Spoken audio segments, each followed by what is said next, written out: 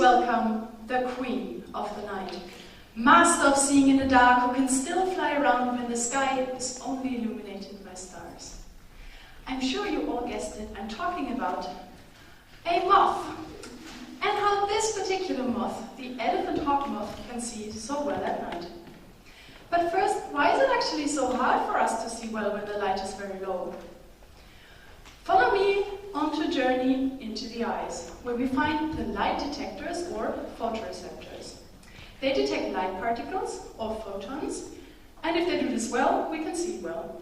And during the day, this is no problem. During the day, there are billions and billions of photons. And the photoreceptors, they feel a bit like if they're standing in a massive shower of photons. I just substituted the light particles for water particles, so you can feel it's really no problem detecting such a strong signal during the day. During the night, however, there are only very few photons. And the poor photoreceptors feel a bit like you would when you're out on a grey day and you get hit by one raindrop. And then nothing.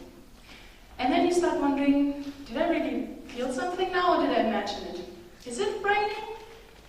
So seeing at night is so hard because there's so few of these photons drizzling in, and the photoreceptor's detection becomes very unreliable. Now, how does my moth solve this problem? I'm afraid it's not super duper photon enhancer. It's quite a cool trick that they got from a principle that has been postulated by the great scientists. The Beatles! I get by with a little help from my friends, because I'm actually investigating neurons, nerve cells, in the brain of this moth that get help from their friends. They're exchanging information with neighboring neurons about the photons, and that works a bit like when you're out on the grey day where you get hit by the one raindrop, and you have your friends with you, because what you do when in doubt about your perception, you ask around, hey, did anybody else feel a raindrop? And if one or two of your friends also felt something, you can be sure you didn't imagine it, but it's actually starting to rain.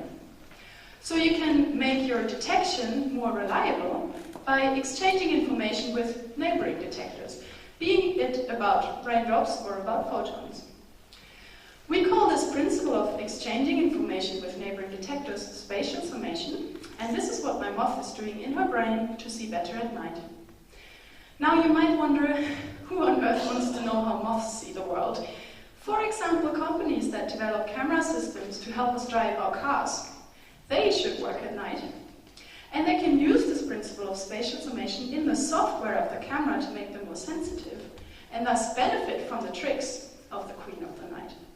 So remember, life is easier with a little bit of help from our friends, and so is vision at night.